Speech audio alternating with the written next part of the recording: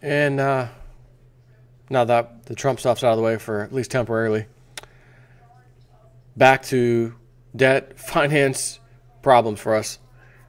Zero Hedge has an article. Wolf Street has an article. They both belong together. They should be married. The two articles, that is. Zero Hedge, soaring global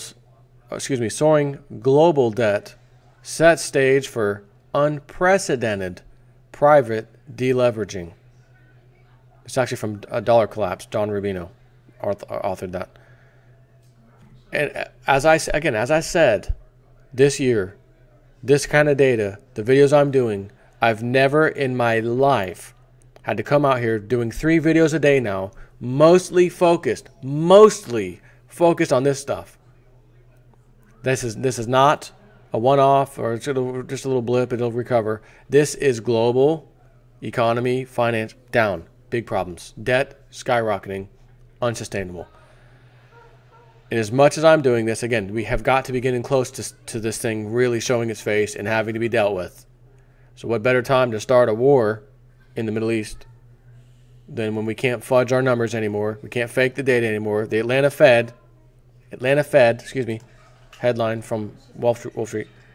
Atlanta Fed GDP now forecasts, their forecast spirals now down towards 0. Remember, it started off at like 1.9 or something, revised 1.76, 1.2, 0.9. It's now heading down towards 0. This is not good. But I wasn't even going to do a video on that. That one, I was just going to leave it alone. I was like, I've kind of already I've been talking about GDP for so long, my subscribers will probably plug their ears if I use that word one more time. I'll just leave that video out. I'll find something else easily. But, and of course, GDP is probably in one of these 2 articles for sure. But that's at least not the main focus. The UK's Telegraph just published an analysis of global debt that pretty much sums up the coming crisis. Here's an excerpt with a couple of the more hair-raising charts. Global debt explodes at eye-watering pace to hit 170 trillion. Global debt has climbed at an eye-watering pace over the pace of the past decade, soaring to a fresh high of 170 trillion last year, according to the Institute of International Finance, or IIF. The IIF said total debt levels, including household, government, and corporate debt, climbed by more than $70 trillion over the last 10 years to a record high of $215 trillion, or 173 trillion, looks like pounds, not euros, but pounds, in 2016, or the equivalent of 325% of global GDP. Again, I keep using that figure. 325% means there's 300% of debt, or 3 times the amount of debt. 3 and a quarter, actually, 325. More debt out there than the GDP. How does the debt get serviced when GDP is a third less? Hint, it can't. Another hint, it will implode. Another hint, make sure you have your precious metals. Don't mind the price. Silver and gold were up significantly Friday. The strike happened, everything's good. Gold, silver, and at the last minute, the last part of the day, we do the old bombing tone. Boom. Silver was down to like 1798 or 9. It ended, I think, I can look right now, actually. Where did it end? 1796. It was like 1850 or something. 1796. Don't get bothered by the price right now. This is going to save your bacon when the timing's right. And when the timing is right is when the club deems so. And to me, we're heading there near future. So it said emerging markets posed a growing source of concern to financial stability and the global economy as debt burdens in these countries climb at a rapid pace. Growing vulnerabilities. The IIF data showed the increase was partly driven by a spectacular rise in emerging markets, where total debt stood at $55 trillion at the end of 2016, or 215% of total emerging market GDP. Debt has risen from $16 trillion in 2006 and $7.4 trillion in 1996. The body, which represents the world's top financial institutions, said a wave of maturing debt this year, 2017, maturing debt this year, presented a growing refinancing risk. Oh, really? It estimates that more than $1.1 trillion of emerging market bonds and loans will mature this year, with dollar-denominated debt accounting for a fifth of all redemptions. The Bank of England's Financial Policy Committee said on Tuesday that credit in China continued to grow at a rapid pace. Corporate credit is the world's second largest economy. Corporate credit in the world's second largest economy has climbed to 166% of nominal GDP. When you have debt above GDP, listen to me very carefully, it is game over. The second you pass that, it's over. And it's not coming back down. It'll just get worse, which is why global GDP is painting the picture 325% of debt to GDP. 3 times GDP. This example is only 1.6 times. That's, corporate credit in the world's second largest economy. The IMF at the end of last year warned of broader risks to the global economy. While the global economy appears to be turning a corner, the fund said there was a risk that low growth, high debt, and weak banks could push the world in a dangerous direction. It said that the sheer size of debt could set the stage for an unprecedented private deleveraging process that could thwart the fragile economic recovery. Oh, you mean the one we've never had? The one you keep talking about? And how long is a recovery? This was 2008 and 2009. How can the IMF come out here and say that could thwart the fragile economic recovery? 2008, 2018 is 10 years. That's 1 year from now. And technically speaking, it was 8 months or so? 9 months from now? Done. New year. 10 years, in other words. Fragile recovery? What are you talking about? The official recovery, I remember the date, April 2009. That was the official recovery. We're back on track. Ben Bernanke said the $4.5 trillion they had to put on their balance sheet to buy the toxic mortgage-backed securities will lighten that load right back to normal January 2016. It may have been 2015. I don't remember the exact thing, but I remember him presenting it, and I looked at the chart. Here we are in 2017. Again, 8 more months. We'll be in 2018. And that thing is still blasted off high. They haven't even kind of touched it. But they did say the other day, we're going to have to start unloading that puppy, so to speak. Starting now, maybe 2018. Maybe later this year, but it might be 2018. Or it might be never. Because who's going to buy all this garbage? Who's going to be out there to buy it? You're going to unload your balance sheet? Who's going to buy it? You gave the banks 100 cents on the dollar for toxic so-called assets when they should have been given pennies on the dollar. You gave them 100%. So in order for you to unwind your balance sheet, you have to get rid of that same stuff at 100 cents on the dollar. So I was listening to Gregory Manarino, buddy of mine. You may know him on YouTube. And he said, this whole high we're in right now, mortgage prices, house prices, and now they're talking about we need to unload quickly, the Fed. He says, is it possible that these outlandish, ridiculously high prices for homes right now was done by them, as you know it has been, so that they can unload these so-called assets and easily get their 100 cents on the dollar back? Because when they bought them in 2008, 2009, 2010, etc., and all the way up, they were not worth hardly any amount. That was the bottom price. That was a low price. When people were buying a $300,000 house for $100,000. The Fed said, no, we'll give you the $300,000 in that example. And now they're sitting on that. They need to get $300,000 back for it. What a perfect time to unload on unsuspecting sheeple, flipping. Come to our flipping trade show. We're going to teach you how to flip real estate in Toronto and Vancouver and Even in America, there's flipping everywhere. Flip it, baby, flip it. And the Fed's going to sell you everything you ever wanted to flip. And guess who's going to get stuck holding the bag again? Anyways. Governments lead advanced economy debt rise. The increase in debt in advanced economies has been led by rising public sector debt, according to the IIF. Outstanding government debt in the U.S. and U.K. has more than doubled since 2006, data shows, while Japan and the Eurozone have seen a 50% rise. Still horrible.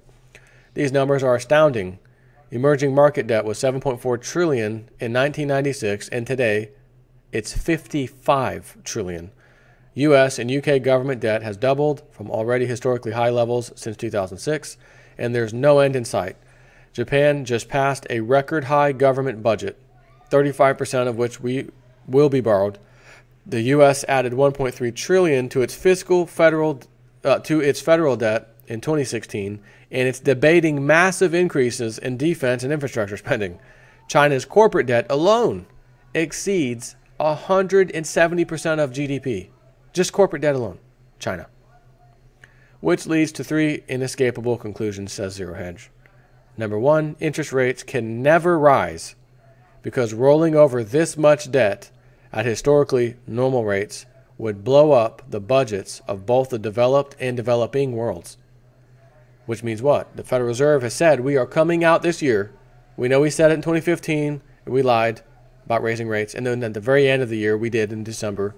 And then January 2016, we said we're going to do it several times this year. And we only did it in December again. And then 2017 started. We did it, December.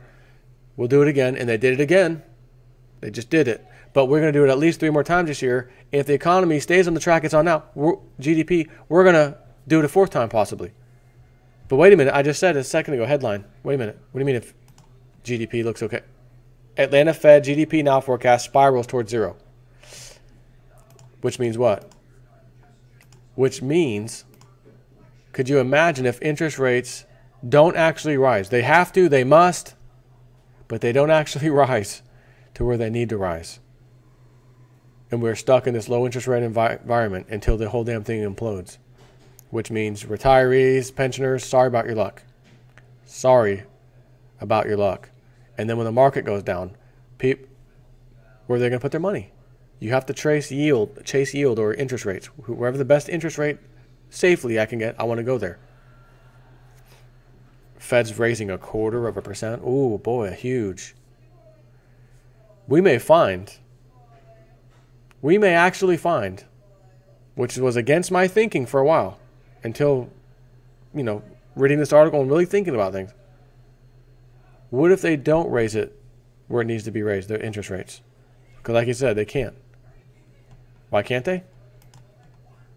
Interest rates can never rise because rolling over this much debt, again, a lot of it's due this year, as I said in the beginning, because rolling over this much debt at historically normal rates would blow up the budgets of both the developed and developing worlds. You can't borrow that much more money to keep this so-called recovery going because the amount of money you owe on the interest, money you owe on the debt that's outstanding is going to go up significantly if we raise rates, leaving you nothing to borrow. Number 2, the only solution, if you can call it that, is a massive currency devaluation to make these debts manageable. What did our president and Treasury Secretary say numerous times? The dollar is overvalued. It's too valuable. It's valued too high. He did not use the words, we need to devalue it, but he said the opposite. Same meaning, but the opposite word. It's too high. The dollar is too strong. What was Lindsey Williams' friend plan? His elite, we are going to devalue, we're going to default. And devaluing is essentially a default in some, if you have $1 and now it's worth 50 cents, it's not a 100% default. You could say, you still defaulted. You owe me $100, you give me 50, I'll still call it a default. Nonetheless, the Middle East, the OPEC nations will be furious, holding this empty bag of worthless bonds and treasuries. They will refuse to sell us oil. Gas prices will skyrocket out of control for a while. And we're going to come out and make an announcement. We have just found the most massive pool of oil ever in American soil. It's off of Gull Island in Alaska at Prudhoe Bay. And by chance, the USS Liberty oil rig is already over there on standby, the biggest rig ever created on the face of the earth. And we don't need the Middle East anymore anyways. That's why, my friends, that is why for Donald Trump to achieve his devalued dollar, we must go through with destabilizing the Middle East. That was part of the plan, Lindsey Williams said, to arrive at the goal that I just explained to you. Egypt has to go first, then Yemen, then Libya, then Syria, then Saudi Arabia, in that order. And we've been stuck for years on Syria. And now he just did a little strike. Didn't really hit anything, but flexed his muscles, so to speak. So what's happening? Where is this about to go to? Like I said in my other video, we may be back on track with Lindsey Williams' agenda. Assad, he's got to go. Okay, thank you. Have a nice day. Next one, go to Saudi Arabia. Oil prices skyrocket again. Destabilization over there. And then we have to default on our debt, or in this case, devalue. And again, I'm going to repeat it again so you don't forget this. You know who told you this. Old J Snip 4, your best friend. Ben Bernanke said, when he was federal chairhead not that long ago, we can withstand anything, financially speaking, here at the Fed. We have a lot of tools in our toolbox to deal with anything we can see coming, financially, to keep America stable, financial economy. Except for one thing. As long as oil prices do not go above 120 a barrel for a length of time, we can withstand anything. And I saw it then, and I'll never forget it, because I knew what he meant. He meant we are going to have $120 barrel oil coming again in the future when we're ready for it. And we might be getting close to that, by the way. And that will stop and derail anything the Federal Reserve can do. And they're going to I guarantee you'll turn on CNN, CMS, NBC. They're going to replay what Ben Bernanke said several years ago. He did say that. Federal Reserve Chair, he said it. Here it is, ladies and gentlemen. Listen to him. It's above 120. This is not our fault. This is destabilization happening in Saudi Arabia. They're the largest producer in the world, and it's affecting oil prices. But we've been able to keep it to 50 and below for like 2 years now, no problem. We were to take it from 146 a barrel high that Lindsey Williams called in 2008, and then he got on the radio and said in 2009, beginning of that, it'll be back down to 50 and below. And they laughed him off the show. I didn't laugh him off the show because I'd already seen his prediction come true, and I wanted more. And sure enough, by December of that same year, right before we get to 2009, boom, oil drops down to 50, then 40, etc. I remember the article, Saudi Arabia to decrease output by $2 million barrels a day to help push prices up. That was when it was 50. 2 weeks later, it was down to 40. Saudi Arabia, let me clue you in on something. You don't set the price of oil. Let me tell you guys another secret. OPEC, you don't set the price of oil. You want to know who sets it? America. On the COMEX or NYMEX, whatever, commodities market. That's where we set the price. And we set it the same way we rig the gold and silver prices, with paper derivatives bets. Not barrels. They're not trading barrels. I got a contract. Send me 5,000 barrels or 100 barrel contract. No. I have a piece of paper that says I own 5,000 barrels or whatever the hell a contract size is. It's not 5,000. And I'm going to sell it to this guy over here. He now owns the 5,000, but the barrels never move anywhere. Price is rising too much. Club members, we need to flood a bunch of paper at the market, push the price down. Have a nice day. That's how we set the price of oil. I haven't even gotten into